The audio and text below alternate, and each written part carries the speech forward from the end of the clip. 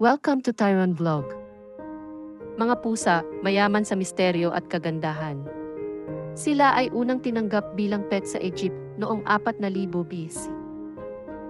Ang mga pusa ay mayroong 230 buto sa katawan, higit pa kaysa sa tao. Kadalasan, sila'y natutulog, maaaring hanggang 16 na oras kada araw. Nakakagulat na ang kanilang mga buntot ay may 0% ng lahat ng kanilang buto. Ang kanilang mga buntot ay ginagamit para sa balanse at komunikasyon.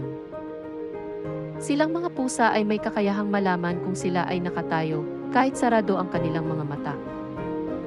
Sa huli, ang mga pusa ay misteryoso, kagiliw-giliw, at puno ng mga sorpresa. Mahalin at alagaan natin sila. Cat.